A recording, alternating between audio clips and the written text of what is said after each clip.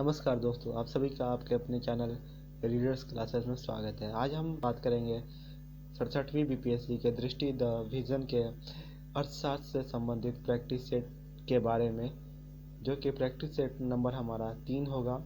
और इसी में देखेंगे हम लोग अपना पहला क्वेश्चन कहता है कि वर्ष 2021 में भारत की जनगणना के बारे में निम्नलिखित में से कौन सा कथन सही है। तो सही कथनों का चयन करना है। इसमें पहले में कहता है थर्ड जेंडर का विकल्प सम्मिलित है, तो सही है। इसके अंतर्गत मोबाइल के द्वारा डाटा को संग्रह किया जाएगा, ये भी सही है। और ये 22 भाषाओं में संचालित होगा, किया जाएगा, ये भी सही है। यह संपूर्ण भारत में संचालित किया जाएगा, ये भी सही है। तो चारों के चारों ऑप्शन हमारे सही हैं, तो ऑप्शन नंबर ई एकदम सही होगा। आगे चलते हैं अब हम लोग दूसरे नंबर क्वेश्चन पे। तो वर्ष 2021 के लिए बिहार का कुल बजट अनुमान कितना है। तो 2021 के लिए बिहार का कुल बजट अनुमान है 2,11,761 करोड़ रुपया है। तो 2 का बी एकदम सही होगा। आगे चलते हैं हम लोग तीसरे नंबर पे। और तीसरे नंबर पे देखेंगे बिहार सरकार किस वर्ष तक राज्य के शेष घरों में नल जल कनेक्शन प्रदान करने की योजना बना रही है। तो ये आपको बना रही है 20 से 21 तक, यानी कि 3 का ये एकदम सही है। आगे देखेंगे 4 नंबर में कहता है कि बिहार बजट 2021 में सर्व शिक्षा अभियान के लिए कितना धन आवंटित किया गया है। तो ऐसे क्वेश्चन हमेशा बिहार में पूछते रहते हैं बीपीएससी में। तो 4 का सी होगा 14,014 करोड़। ठीक है, आगे चलते हैं हम लोग 5वां नंबर क्वेश्चन देखेंगे अपना। प्रधानमंत्री ने निम्नलिखित में से किस राज्य में लगभग 900 करोड़ रुपए की परिव्यय की पेट्रोलियम परियोजना का वर्चुअली यानी कि वीडियो कॉन्फ्रेंसिंग के जरिए उद्घाटन किया। तो ये क्या है, बिहार में। ठीक है, तो 5 का बी अपना एकदम सही होगा। आगे हम लोग देखेंगे छठा नंबर क्वेश्चन में कहता है कि बिहार में विधवाओं के लिए लक्ष्मी बाई सामाजिक सुरक्षा पेंशन योजना क्रियान्वित की जा रही है। योजना के तहत विधवाओं को कितना मासिक पेंशन प्रदान की जा रही है। तो कितना मासिक मिलेगा, यानी महीना, तो 300 रुपया महीना मिलेगा। ठीक है, और ये शुरू हुआ था 2007 में नीतीश कम्युनिकेट सॉरी। आगे हम लोग देखेंगे 7वां नंबर में कहता है कि निम्नलिखित में से कौन वैश्विक नवाचार सूचकांक प्रकाशित करता है। तो ये प्रकाशित करता है विश्व बौद्धिक संपदा संगठन, कॉर्नेल विश्वविद्यालय और INSEAD। तो 7 का डी सही होगा। और वैश्विक नवाचार सूचकांक में 2021 में जो भारत का स्थान है वह है 46, यानी 46वां स्थान है भारत का। ठीक है, आगे देखेंगे 8वां नंबर क्वेश्चन कहता है तो 8वां नंबर क्वेश्चन कहता है कि वर्ष 2011 की जनगणना के अनुसार प्रवासियों की सर्वाधिक संख्या के लिए जिम्मेदार 2 राज्य कौन है। तो ये होंगे हमारे यूपी और बिहार के लोग। तो 8 के डी एकदम सही होगा। 9वां नंबर में देखेंगे कि प्रधानमंत्री नरेंद्र मोदी ने निम्नलिखित में से किन संगठनों में से किसकी 75वीं वर्षगांठ के अवसर पर 75 रुपये मूल्य का स्मारक सिक्का जारी किया। तो ये होगा खाद्य और कृषि संगठन FA के 75वें वर्षगांठ के अवसर पर जारी किया। ठीक है, आगे देखेंगे 10वां नंबर में कहता है कि स्वतंत्रता पूर्व भारत में गरीबी रेखा का सबसे पहला अनुमान किसके द्वारा प्रस्तुत किया गया था। तो ये दादा भाई नौरोजी के द्वारा प्रस्तुत किया गया था। और इन्होंने poverty and British rule in India shortcut में लिख दे रहा हूँ। तो ब्रिटिश रूल इन इंडिया में किया था। और इसमें बताया था ये इन्होंने 16 रुपये से लेकर 35 रुपये प्रति व्यक्ति प्रति वर्ष की दर से इन्होंने बताया था। ठीक है, तो आगे हम लोग देखेंगे। तो 11 नंबर में चलते हैं। 11वां नंबर में कहता है कि निम्नलिखित में से 12वीं पंचवर्षीय योजना अवधि क्या थी। तो ये थी 12 से लेकर 17 तक। इसी के बाद ये मतलब कि जल्दी ही समाप्त कर दिया गया था इसको 2015 में ही।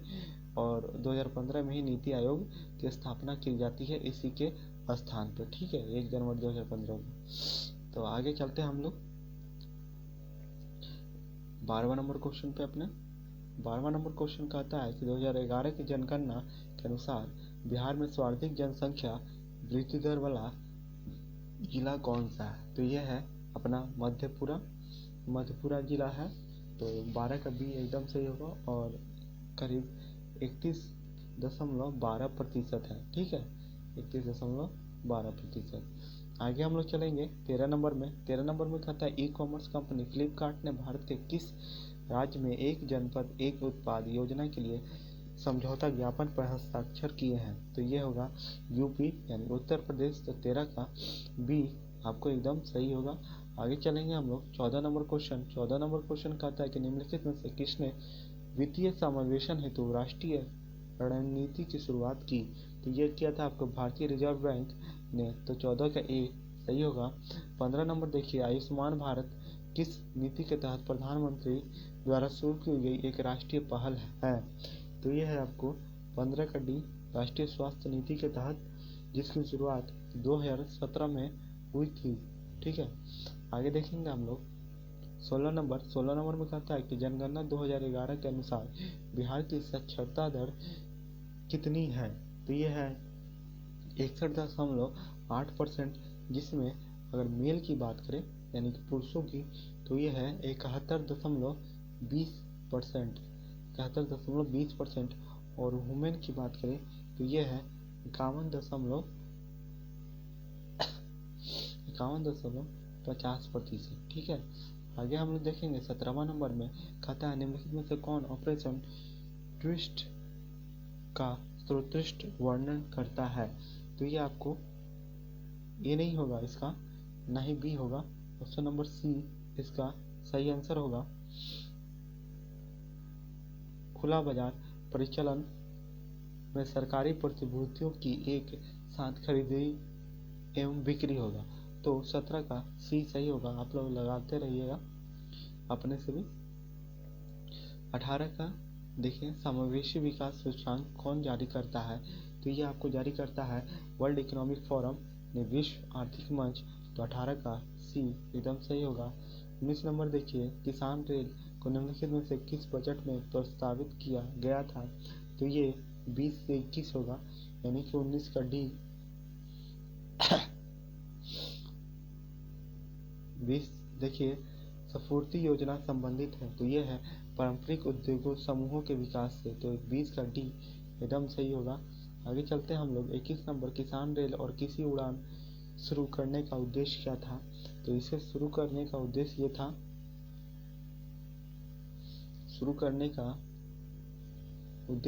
ये था कि जो खराब होने वाली वस्तुओं के लिए एक निर्बाध राष्ट्रीय शीत आपूर्ति श्रृंखला प्रदान करना, यानी जो जल्दी खराब हो जाती है वस्तु उनको सिर्फ दूसरे जगह पर जहाँ पे उनको बेचा जा सके यथाशीघ्र या अच्छे स्थलों पर निकाले कोल्ड स्टोर, वहाँ पर पहुँचाने के लिए। तो 21 का बी सही होगा। आगे हम लोग देखेंगे 22 नंबर में कहता है कि समावेशी विकास के संदर्भ में सही कथन है।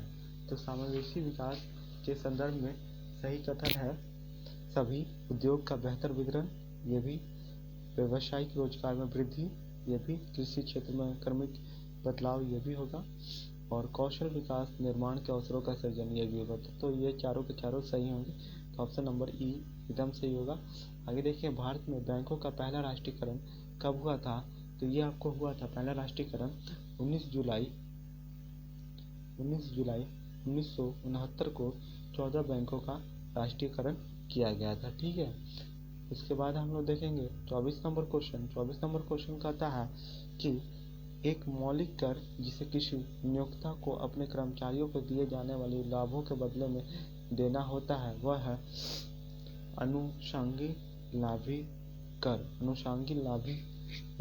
लाभ कर होगा, ठीक है। तो 24 का सी एकदम सही होगा।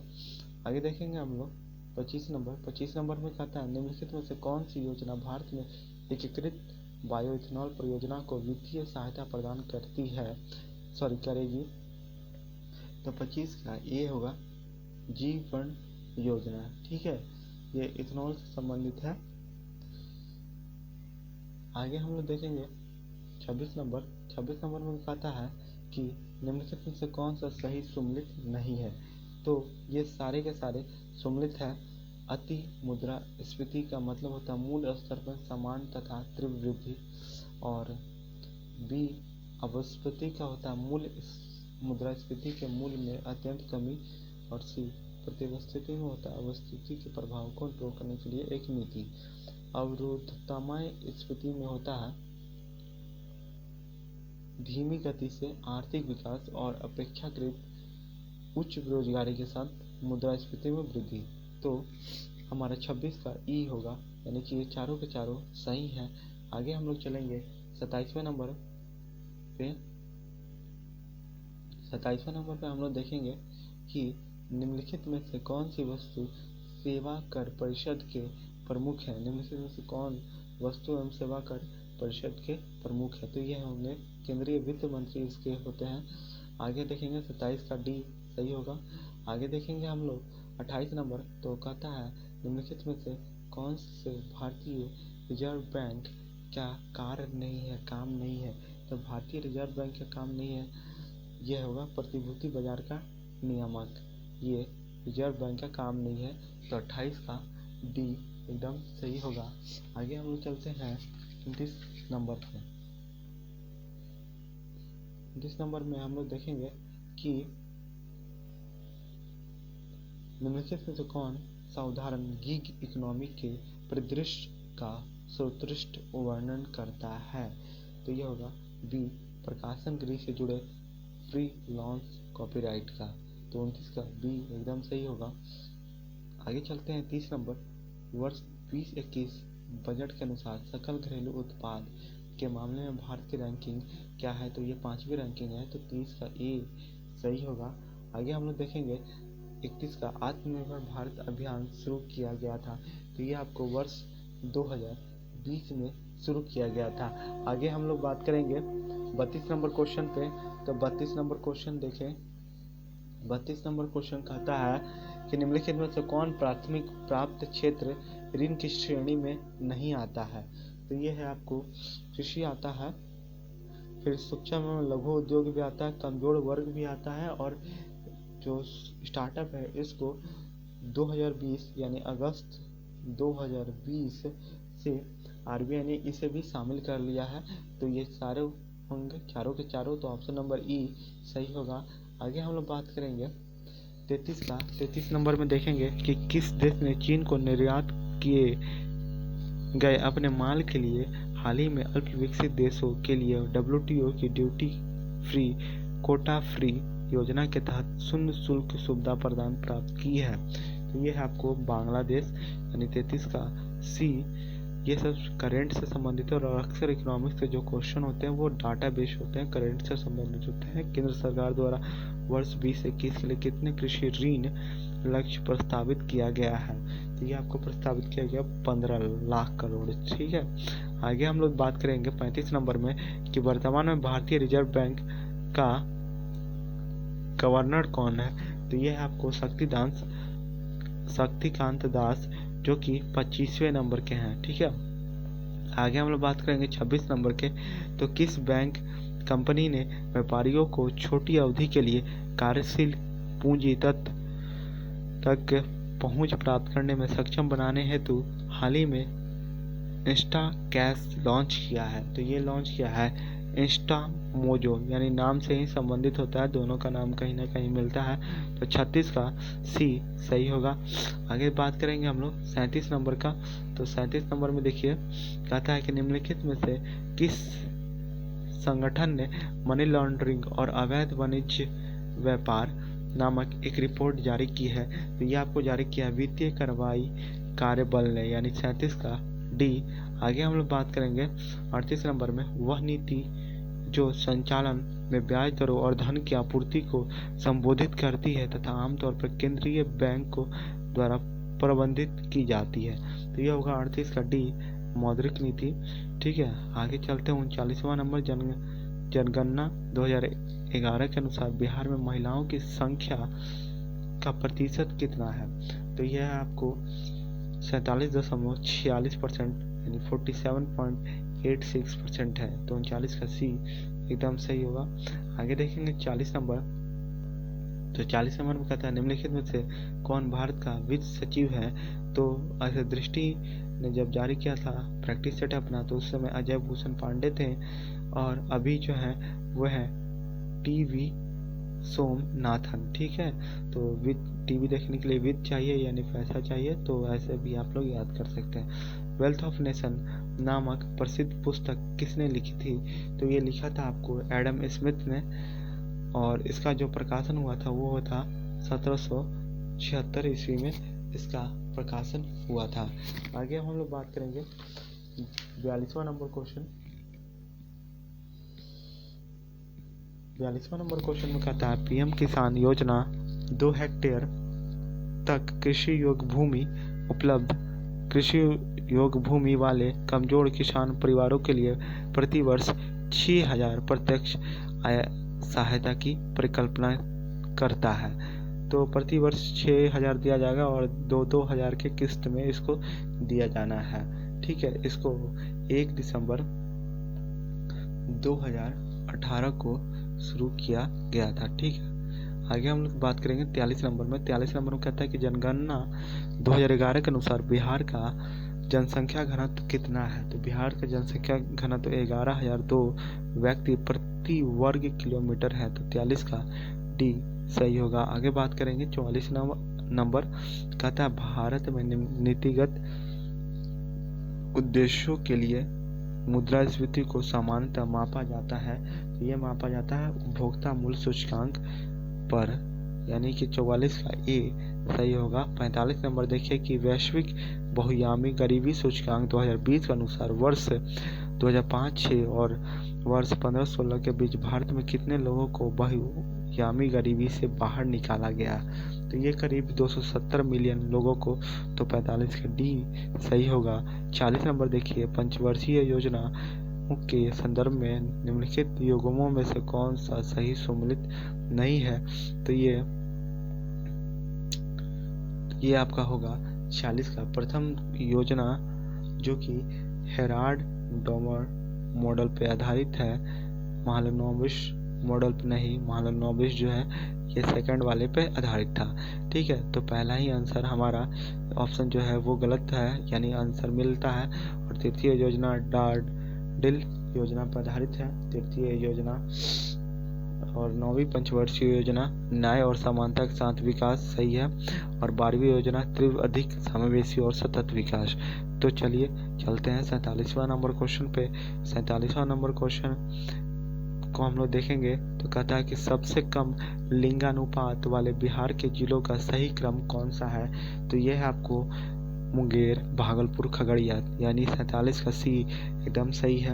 आगे हम लोग बात करेंगे तो मुंगेर में देखा जाए तो 876 है टोटल। फिर अगर भागलपुर की बात करें तो 880 है, और यही खगड़िया की बात कर ले तो 886 है। ठीक है, इस अनुसार है क्रमानुसार। आगे हम लोग बात करेंगे 48वां नंबर। उस नीति को क्या कहते हैं जो ब्याज दरों तथा प्रचलन में मुद्रा आपूर्ति से संबंधित है और इसका प्रबंधन आमतौर पर केंद्रीय बैंक द्वारा किया जाता है। तो 48 का बी मौद्रिक नीति होगा, जो कि आरबीआई के द्वारा किया जाता है इसका। आगे देखेंगे भारत में फसल, 39वां नंबर। भारत में फसल उत्पादन के लक्ष्यों को तय नहीं करने वाली पहली पंचवर्षीय योजना कौन सी थी। तो ये थी आपको 10वीं पंचवर्षीय योजना। ठीक है, आगे देखेंगे 50वां नंबर। जब घाटे के बजट को मुद्रा के मुद्रण के माध्यम से वित्त पोषित किया जाता है तो इसे कहा जाता है मुद्रीकृत कमी। ठीक है, 50 का डी सही होगा। 51 नंबर देखिए, कहता है जनगणना 2011 के अनुसार बिहार में अनुसूचित जनजातियों की आबादी का प्रतिशत कितना है। अनुसूचित जनजाति यानी कि एसटी की बात कर रहा है, तो ये है आपको 1.3%। और इनकी साक्षरता दर की बात कर ले तो ये है 28.2%। ठीक है, आगे हम लोग बात करेंगे 52 नंबर। 52 नंबर में देखेंगे कि हम प्रायः जैम ट्रिनिटी पद के बारे में सुनते हैं। ये जो जैम ट्रिनिटी शब्द है ये पहले क्या है ये हम लोग देखेंगे।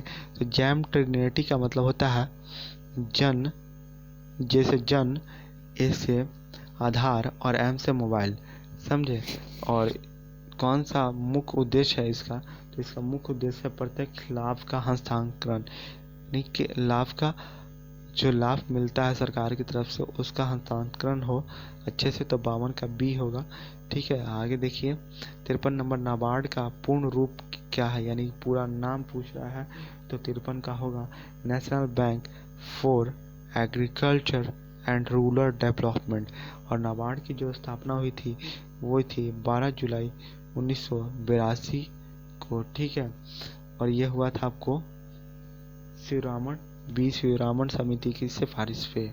54 में देखिए केंद्र और राज्यों के बीच करों का वितरण कौन निर्धारित करता है, तो ये आपको निर्धारित करता है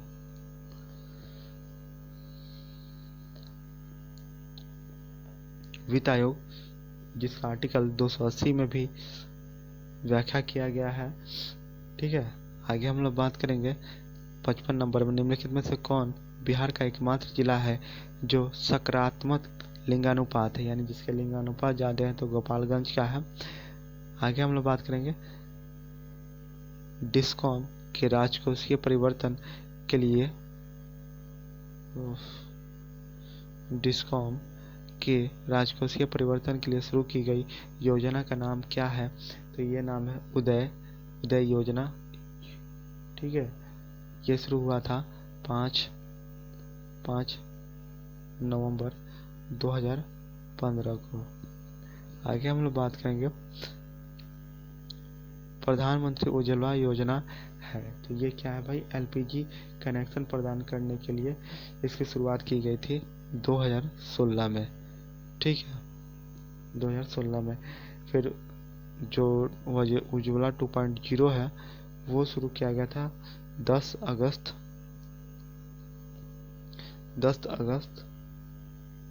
2021 को यूपी के महोबा से। तो आगे हम लोग बात करेंगे, तो 57 का ए सही होगा। आगे हम लोग बात करेंगे 58 नंबर में देखेंगे बिहार के कितने जिलों की जनसंख्या 50 लाख से अधिक है, तो 2 होगा, एक है पटना और एक है पूर्वी चंपारण। ठीक है, आगे हम लोग बात करेंगे 59 नंबर में कहता है कि यदि वित्तीय वर्ष में सहकारी प्राप्तियों एवं व्यय के बीच एक अस्थायी संतुलन है तो भारतीय रिजर्व बैंक किस साधन के माध्यम से सरकार को अस्थायी ओवरड्राफ्ट उपलब्ध कराता है, तो ये आपको कराएगा अर्थोपाई ऋण से। तो 59 का ए सही होगा।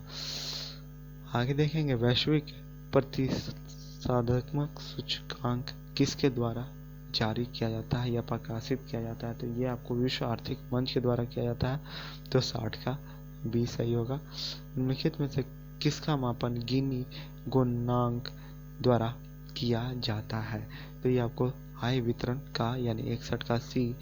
और 62 बिहार के किस जिले में ग्रामीण आबादी सर्वाधिक है, तो ये आपको समस्तीपुर में सबसे ज़्यादा है। और बिहार में कुल ग्रामीण जनसंख्या की बात कर ले तो ये आपको 88.7% है। और शहरी जनसंख्या की अगर बात करें तो ये है 11.30%। ठीक है, यानी 11.30%। 63 नंबर देखेंगे, तो 63 नंबर में हम लोग देखते हैं उस शीर्ष निकाय का क्या नाम है जो यह सुनिश्चित करने के लिए उत्तरदायी है कि जीएसटी दरों में कमी से होने वाले लाभ को अंतिम उपभोक्ता को दिया जाए, तो यह आपको राष्ट्रीय मुनाफाखोरी रोधी प्राधिकरण। तो 63 का सी सही होगा। 64 नंबर में देखिए मौजूदा बाजारों मूल्यों पर आकलित जीडीपी को क्या कहते हैं, तो ये होगा नाम मात्र का जीडीपी, यानी 64 का ए सही होगा। 65 नंबर देखिए निम्नलिखित में से कौन वित्तीय स्थिरता और विकास परिषद का सदस्य नहीं है, तो ये होगा 65 का सी। आगे देखेंगे हम लोग 66 नंबर, वर्ष 2011 की जनगणना के अनुसार वर्ष 1 से 2011 के दौरान भारत की जनसंख्या में कितनी वृद्धि हुई थी, तो ये हुआ था 181 मिलियन। जो कि इन सारे ऑप्शनों में किसी में नहीं है, तो 166 का ई सही होगा। 67 नंबर देखिए, प्रधानमंत्री गरीब कल्याण योजना किस वर्ष शुरू की गई? तो ये शुरू किया गया 2016 में। 67 का बी सही होगा। आगे देखिए 68 नंबर, विश्वास्य मुद्रा का उदाहरण निम्नलिखित में से कौन सा है? तो ये है आपको चेक होगा, जो हम लोग देते हैं चेक फाड़ के। 69, बढ़ती मुद्रास्फीति से निपटने के लिए निम्नलिखित में से कौन सा कदम उठाया जा सकता है? तो यह आपको नगद आरक्षित अनुपात बढ़ाना, यानी 69 का डी। आगे देखिए 70 नंबर की 1872 से वर्ष 1872 से वर्ष 2021 की जनगणना होगी, यानी कहता है 1872 से शुरू हुआ था जो जनगणना, तो 2021 की जनगणना वो कौन सी जनगणना होगी? तो ये होगी 16वीं। और वही आज़ादी के बाद अगर पूछ दे तो होगा 8वीं जनगणना। ठीक है, आगे हम लोग बात करेंगे 71वां नंबर कि प्रधानमंत्री श्रम योगी मानधन योजना का संबंध निम्नलिखित कथनों में से कौन सा सही नहीं है? तो ये आपको होगा ए, क्योंकि सामाजिक न्याय अधिकारिता मंत्रालय के तहत लॉन्च किया जाएगा, ये नहीं करता है। सामाजिक न्याय एवं अधिकारिता मंत्रालय इसको नहीं करता है, इसको श्रम और जो रोजगार मंत्रालय है ये करता है। ठीक है, तो 71 का ए सही होगा, यानी कि वो गलत दिया है उसकी व्याख्या। आगे देखेंगे सकल मूल्य वर्धित यानी जीवीए और सकल घरेलू उत्पाद जीडीपी के बीच के संबंधों को निम्नलिखित में से कौन सा सही ढंग से व्यक्त करता है? तो ये आपको जो होगा ये जीवीए इक्वल टू, इसमें देखा जाए तो ये सारे के सारे ऑप्शन गलत हैं। ठीक है, तो ऑप्शन नंबर ई सही होगा। इसमें जो होगा GVA equal to GDP minus अप्रत्यक्ष कर प्लस सब्सिडी होगा। ठीक है, प्लस सब्सिडी होगा, तो ये होगा, यानी कि अगर यहाँ पे हम लोग प्लस लगा दें तो ये हो जाएगा। ठीक है, मगर ये माइनस लगा हुआ है। तो आगे देखेंगे हम लोग 73वां नंबर। 73वां नंबर में कहता है कि निम्नलिखित में से कौन रिकॉर्डिंग समतुल्य पद को परिभाषित करता है? तो ये आपको होगा ए कराधान और ऋण वित्त पोषण व्यय के समाधान साधन। 73 का ए सही होगा। 74 नंबर में बात करें हम लोग को थोक मूल्य सूचकांक किसके द्वारा जारी किया जाता है? तो ये आपको जारी किया जाता है वाणिज्य एवं उद्योग मंत्रालय के आर्थिक सलाहकार द्वारा। तो 74 का बी सही होगा। 75 नंबर देखेंगे हम लोग, तो कहता है निम्नलिखित में से कौन सा या से बहुयामी गरीबी सूचकांक का संकेत नहीं है? तो यह है आपको 75 का डी, इंटरनेट कनेक्शन बहुयामी गरीबी सूचकांक का संकेत नहीं है, बाकी सब है सकल में स्कूल में उपस्थिति, स्वच्छता और बाल मृत्यु दर। आगे हम लोग बात करेंगे 76 नंबर की भुगतान बैंक स्थापित करने की सिफारिश की गई थी। तो ये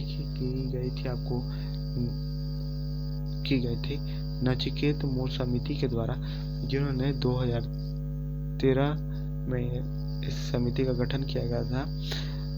तो इन्होंने भुगतान बैंक स्थापित करने की सिफारिश की थी। आगे चलते हैं हम लोग 77 नंबर, क्षेत्रीय ग्रामीण बैंकों में राज्य सरकार और जो प्रयोजक बैंक का प्रतिशत होता है वो कितना होता है? तो यहाँ पर जो होता है 15% राज्य सरकार का होता है और 35% प्रयोजक बैंक का होता है और 50% केंद्रीय सरकार का होता है। ठीक है, तो 77 का बी सही होगा। आगे हम लोग बात करेंगे 78 नंबर, कहता है कि विश्व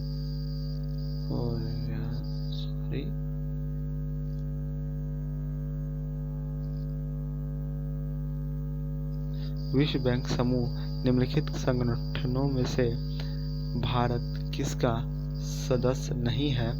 तो ये है आपको डी, निवेश विवादों के निपटारे के लिए अंतर्राष्ट्रीय केंद्र ICSID का भारत सदस्य नहीं है। आगे हम लोग बात करेंगे 79वां नंबर 79 की प्रधानमंत्री आवास योजना ग्रामीण का लक्ष्य किस वर्ष तक सभी के लिए आवास उपलब्ध कराना है। तो ये देखा जाए तो 2022 तक है, तो 2022 ऑप्शन में नहीं है, 2020 है, 30 है, 24 है, 26 है, तो ऑप्शन नंबर ई होगा 79 का। आगे देखेंगे हम लोग 80 नंबर। तो 80 नंबर में कहता है कि वित्तीय स्थायी बोर्ड स्थापित किया गया था। तो ये किया गया था आपको वित्तीय स्थायी बोर्ड स्थापित किया गया था G20 समूहों द्वारा, और ये स्थापित किया गया था 2009 में, अप्रैल 2009 में। तो 80 का ये सही होगा। आगे हम लोग देखेंगे कि बेरोजगारी दर बेरोजगार लोगों की संख्या का अनुपात है। बेरोजगारी दर बेरोजगार लोगों की संख्या का अनुपात है। तो ये है आपको श्रमिक वर्ग में कुल संख्या। तो 81 का सी श्रमिक वर्ग में कुल संख्या से है। आगे देखेंगे हम लोग 82 नंबर कहता है हमारा कि निम्नलिखित में से कौन अर्थव्यवस्था के तृतीय क्षेत्र का निर्माण करता है। तो ये निर्माण करता है पेय पदार्थ, यानी पीने वाला पदार्थ। आगे हम लोग बात करेंगे 83 नंबर के बिहार के निम्नलिखित शहरों में से किसे सिल्क सिटी के नाम से जाना जाता है। तो ये अपना भागलपुर होगा, और ये सारे क्वेश्चन हाईलाइटेड क्वेश्चन है, हमेशा पूछते रहता है एग्जाम में। आगे चलते हैं 84 नंबर में। तो 84 नंबर हम लोग देखेंगे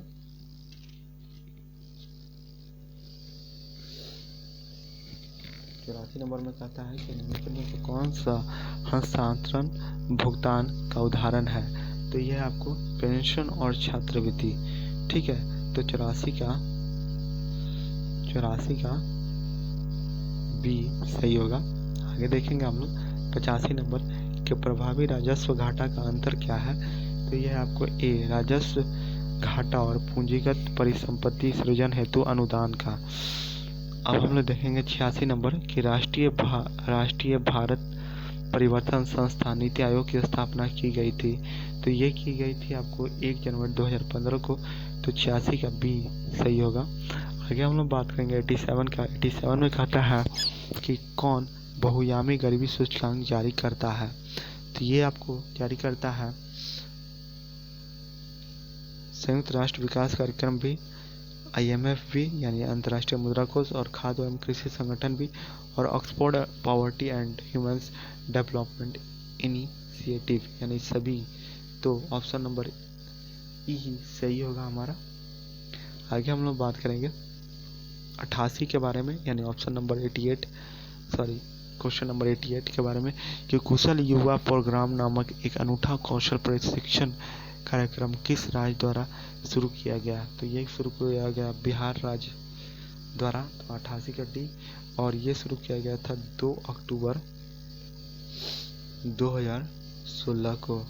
ठीक है, आगे हम लोग बात करेंगे 89 नंबर में, यानी 89।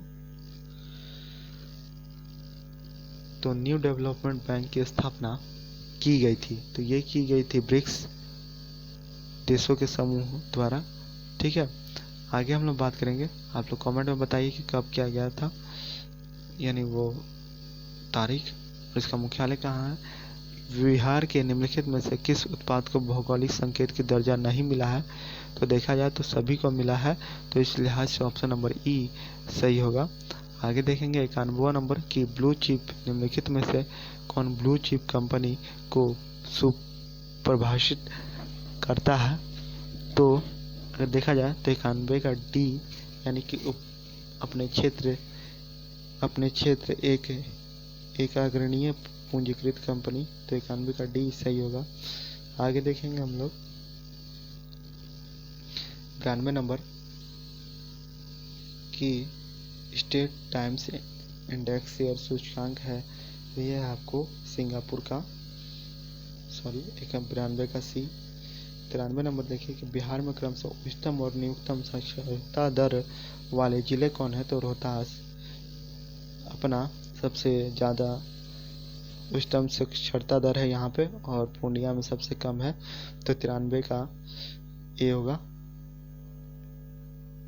आगे हम लोग बात करेंगे अब 94 नंबर की बैंक ऋण संदर्भित करता है। तो ये करता है बड़ी संख्या में ग्राहकों द्वारा बैंक से जमा धनराशि निकालना।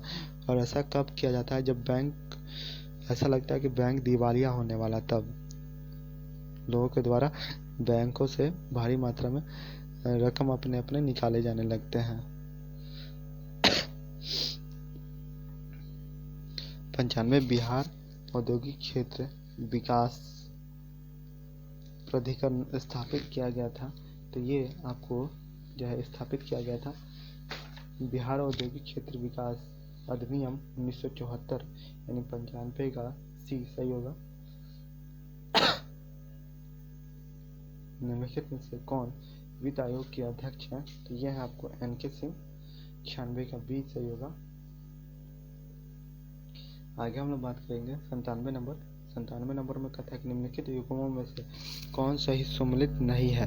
तो यह आपको भारतीय औद्योगिक विकास बैंक, जिसकी स्थापना 1968 में नहीं हुई थी, तो 97 का सी सही होगा। आगे हम लोग बात करेंगे 98 नंबर में। कहता है कि निम्नलिखित में से कौन सा यसी दर वर्ष 2001 से वर्ष 2011 की अवधि के लिए बिहार की दशकीय जनसंख्या वृद्धि दर को दर्शाता है? तो ये आपको होगा 25.07। तो 98 का सी। आगे बात करेंगे 99 नंबर कि राष्ट्रीय कृषि ग्रामीण विकास बैंक नाबार्ड की स्थापना 12 जुलाई 1982, अभी कुछ देर पहले इसका बात किया था हम लोग शिवरामन समिति की सिफारिश पे। तो 99 का डी सही होगा। 100 नंबर देखिए। 100 नंबर में कहता है कि निम्नलिखित कथनों में से कौन सही है? तो यह आपको कौन सही है? तो ये नंबर सही है। कहता है कि स्वार्थिक तरलता अनुपात SLR में वाणिज्यिक बैंकों को सकल जमाओं का कुछ अनुपात अपने पास रखना होता है। हाँ। बी देखिए, रिवर्स रेपो रेट वह दर है जिस पर RBI वाणिज्यिक बैंकों को ऋण उपलब्ध कराता नहीं। इसमें वाणिज्यिक बैंक RBI को करते हैं। आगे हम लोग बात करेंगे सी नंबर में। ऑप्शन सी नंबर देखते हैं कि ये भी गलत है कि नहीं। तो एक गलत पकड़ा है ऑप्शन नंबर बी कि SLR में वृद्धि अर्थव्यवस्था में तरलता को घटाती है, कम करती है। हाँ सही होगा। वाणिज्यिक बैंक अपनी जमाओं में को स्वर्ण और सरकारी प्रतिभूतियों के रूप में रख सकते हैं, ये भी सही होगा। तो अगर देखा जाए तो ऑप्शन नंबर ई सही होगा, क्योंकि एक से अधिक सही है, बस बी नंबर गलत है। आगे देखेंगे हम लोग 101 कि बेसल समझौता किस क्षेत्र से संबंधित है? तो ये आपको बैंकिंग क्षेत्र से संबंधित है, तो ऑप्शन नंबर डी सही होगा। आगे देखिए 102 बिहार के निम्नलिखित में से किस जिले में सबसे कम ग्रामीण जनसंख्या है? तो ये आपको पटना होगा। आगे देखेंगे 103 नंबर कि निम्नलिखित में से कौन सी समिति मौद्रिक नीति फ्रेमवर्क को पुनरीक्षित एवं सुदृढ़ करने के उद्देश्य से गठित की गई थी? तो ये थी आपको उर्जित पटेल समिति। तो 103 का डी होगा। आगे चलते हैं 104 नंबर कि भारतीय प्रतिभूति एवं विनिमय बोर्ड सेबी के कार्यों के संदर्भ में निम्नलिखित कथनों पर विचार कीजिए। तो सेबी की स्थापना जो होती है, पहले ये देखते हैं, 12 अप्रैल 1992 को होती है। 1992 को होती है इसकी स्थापना, ठीक है। आगे बात करेंगे हम लोग, तो ये सभी के सभी सही हैं, तो ऑप्शन नंबर ई सही होगा। आगे चलते हैं हम लोग ऑप्शन 105, क्वेश्चन नंबर 105 पे, और इसमें देखेंगे हम लोग कि विदेशी मुद्रा भंडार कौन सी मदें शामिल हैं विदेशी मुद्रा भंडार में? तो ये सभी के सभी शामिल हो जाते हैं, ठीक है। SDR, विदेशी मुद्रा, स्वर्ण और वैश्विक बैंक में आरक्षित भंडार, तो ऑप्शन नंबर ई सही होगा।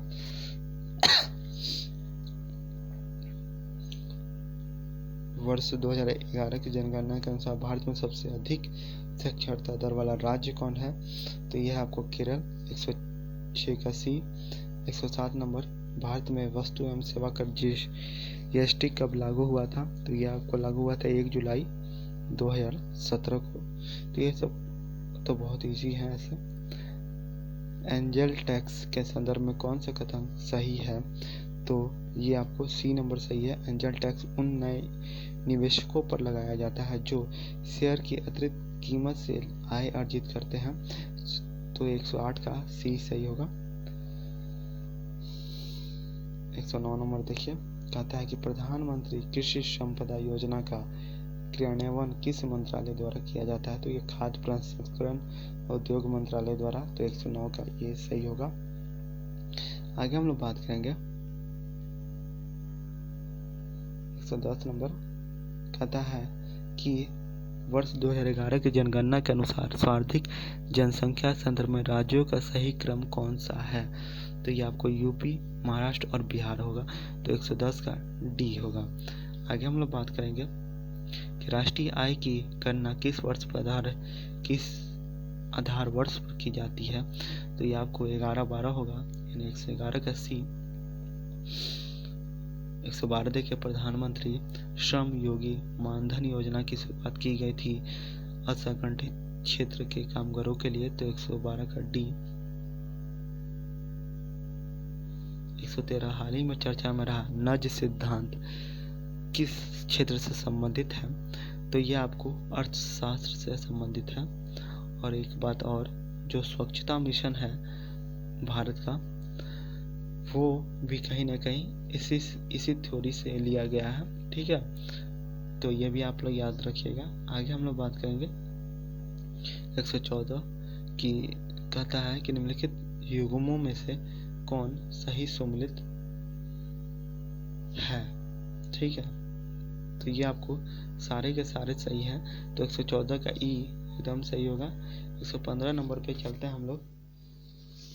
तो 115 कहता है कि भारत सरकार द्वारा शुरू की गई सक्षम परियोजना किससे संबंधित है? तो ये आपको ए नवीन प्रत्यक्ष कर नेटवर्क से। ठीक है, आगे हम लोग बात करेंगे, यानी कि ऑप्शन नंबर ए सही है। अब हम लोग बात करेंगे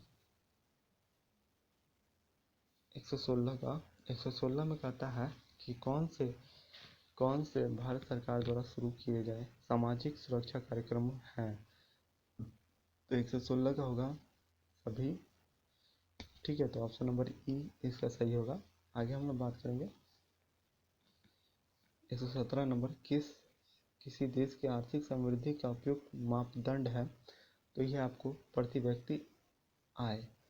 ठीक है, 118 नंबर देखेंगे हम लोग, कहता है केंद्रीय सांख्यिकी संगठन यानी CSO की स्थापना कब की गई थी?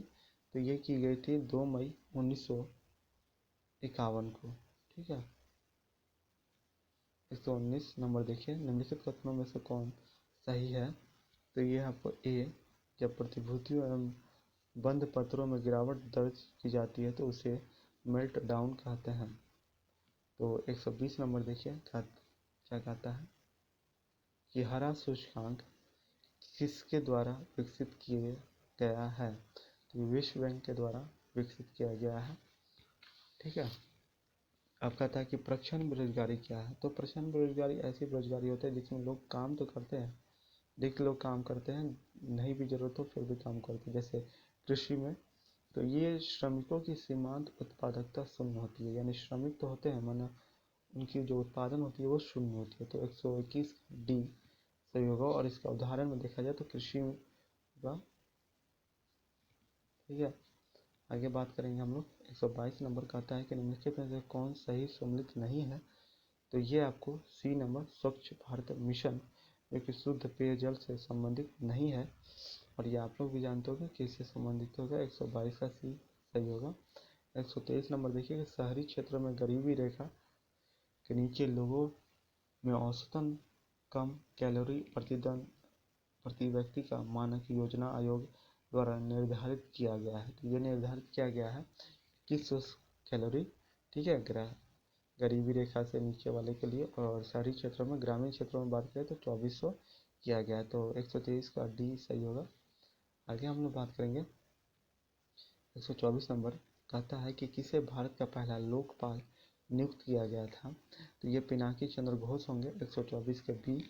आगे हम लोग बात करेंगे अब 125 नंबर पे चलता है। 125 नंबर कहता है कि कौन सही सुमेलित नहीं है। तो इसमें हम लोग बात करेंगे कि जो ये भिलाई है इसकी स्थापना हुई थी सोवियत संघ की सहायता से, ठीक है। सोवियत संघ की स्थापना हुई थी सोवियत संघ की सहायता से स्थापना हुई थी 1955 में, ठीक है। और ये दुर्गापुर की जो स्थापना हुई थी ये हुई थी ब्रिटेन की सहायता से। ये ब्रिटेन की सहायता से हुई थी इसकी स्थापना, वो भी 1955 में ही हुई थी। और राहुल किला की जो स्थापना हुई थी ये हुई थी आपको जर्मनी की सहयोग से, ये भी 1955 में हुई थी। और यही एक मेल खा रहा है तो यही एक सही होगा। ये सारे के सारे प्रथम पंचवर्षीय योजना में इनकी स्थापना हुई थी। आगे बोकारो जिसका फ्रांस नहीं होगा तो इसका भी सोवियत संघ होगा, और इसकी स्थापना हुई थी जो बोकारो की ये द्वितीय पंचवर्षीय योजना में 1964 में इसकी स्थापना हुई थी सोवियत संघ की सहायता से। आगे बात करेंगे 126 नंबर, तारापुर समिति किस क्षेत्र के लिए गठित की गई थी। तो ये होगा आपको डी, विदेशी विनिमय में पूंजी खाता परिवर्तनीयता के लिए, तो 126 का डी होगा। 127 नंबर देखिए, निम्नलिखित युग्मों में से कौन सही सुमेलित है। तो ये आपको होगा सभी के सभी सुमेलित नहीं है, क्योंकि जो नासदाक है ये अमेरिका का है, सीमेक्स जो है वो सिंगापुर का है, निक्की जो है वो जापान का है, और हमारा फ्रैंकफर्ट जो है वो आपको जर्मनी का है, ठीक है। ये जर्मनी का है, तो ऑप्शन नंबर ई सही होगा, यानी एक भी सम्मिलित नहीं है। आगे देखिए 28 नंबर, 128, भारत में मुद्रा संबंधी नोटों के निर्गमन प्रणाली आधारित है। तो ये आधारित है सी, न्यूनतम कोष प्रणाली पर, 128 का सी। आगे बात करेंगे 129 नंबर, कहता है कि भुगतान संतुलन के चालू खाते में कौन से मदे शामिल हैं। तो ये आपको सभी हैं, तो ऑप्शन नंबर ई सही होगा। आगे देखेंगे ऑप्शन नंबर 30, कहता है कि आर्थिक सर्वेक्षण 18-19 के अनुसार भारतीय अर्थव्यवस्था में उद्योग क्षेत्र का योगदान है। तो ये आपको 29.6%, यानी कि 130 का डी। आगे कहता है कि आम्रसेन को निम्नलिखित में से किसके लिए नोबेल पुरस्कार दिया गया था। इनको मिला था 1998 में, ठीक है। और ये मिला था आपको सामाजिक कल्याण सिद्धांत के लिए, तो 131 का बी। गतिहीन विकास से तात्पर्य है, तो गतिविहीन विकास से तात्पर्य है सी का वह अर्थव्यवस्था जिसमें वास्तविक राष्ट्रीय आय एवं प्रति व्यक्ति आय दोनों स्थिर रहती हैं, तो 132 का सी। 133 कहता है कि निम्नलिखित में से कौन से मानव विकास सूचकांक के आयाम हैं। तो ये है डी, लिंगानुपात, 133 का डी। 134 कहता है कि गरीबी का दुष्चक्र की अवधारणा सर्वप्रथम प्रतिपादित किया था। तो ये किया था नैक्रस ने, ठीक है। तो 134 का ए सही होगा। आगे चलते हैं 135 नंबर पे। 135 नंबर कहता है कि निम्नलिखित में से कौन सा वित्तीय समावेशन का उद्देश्य नहीं है। ये आपको होगा बैंकिंग अधोसंरचना का सिकुड़ना, यानी कि 135 का बी। निम्नलिखित में से कौन भारतीय निर्माण योजना के अंतर्गत शामिल नहीं है। तो ये है आपको ग्रामीण स्वच्छता, 136 का ये। 137, भारत में न्यूनतम समर्थन मूल्य की सिफारिश कौन करता है। तो ये करता है आपको कृषि लागत मूल आयोग, यानी 137 का सी। 138 नंबर देखिए, कहता है कि नीचे दो कथन दिए गए हैं, कथन ए और कथन आर।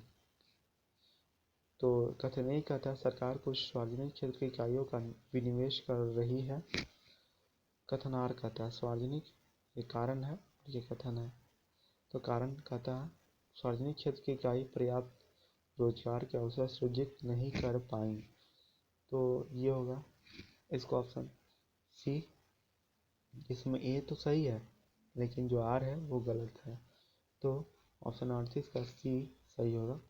आगे देखेंगे हम लोग 139 नंबर, कहता है कि भारतीय रिजर्व बैंक के बारे में निम्न में से कौन सा विकल्प सही नहीं है।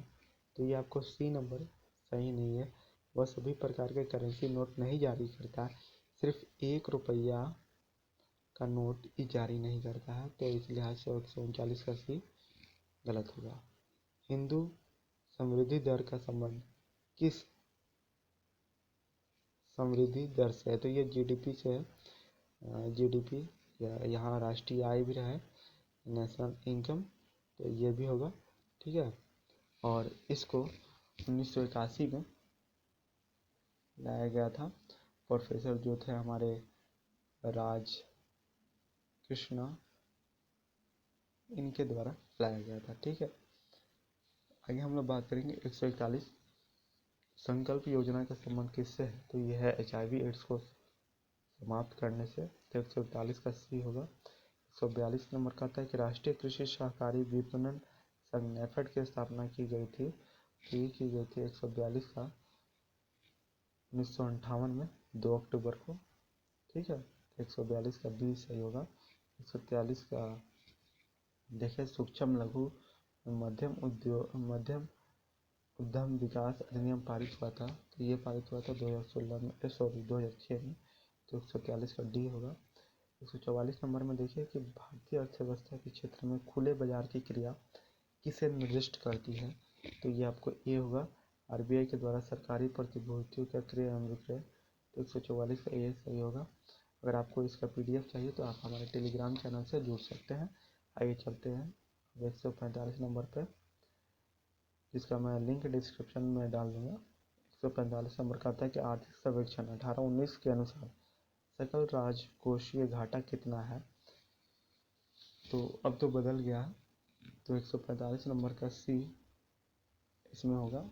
ठीक है, आगे देखेंगे हम लोग 146 नंबर, सॉरी, कहता है कि प्रधानमंत्री सुरक्षा बीमा योजना के अंतर्गत लाभार्थी कितने रुपए का वार्षिक प्रीमियम भुगतान कर योजना का लाभ उठा सकते हैं। तो ये आपको होगा 146 का सी 12 रुपये वार्षिक प्रीमियम देके कुजेनेटिक्स वर्क संबंधित है। तो ये आपको प्रति व्यक्ति आय और आय असमानता से। तो 147 का ए होगा। 148 देखिए, कहता है कि एक कम आय और गैर विलासितापूर्ण उत्पाद जिसकी मांग कीमत बढ़ने पर बढ़ती है तथा कीमत घटने पर घटती है कहलाती है गिफिन वस्तुएं। तो 148 का डी होगा। 149 देखिए, कहता है कि निम्नलिखित में से कौन सी एक समिति गरीबी के आकलन से संबंधित नहीं है, सॉरी। तो यह आपको GV रामकृष्ण समिति, ठीक है, जिनकी स्थापना 1996 में हुई थी। ये भारतीय सार्वजनिक क्षेत्र से संबंधित है। बाकी का आप लोग को तो पता ही होगा। आगे देखेंगे हम लोग अंतिम क्वेश्चन सीरीज का।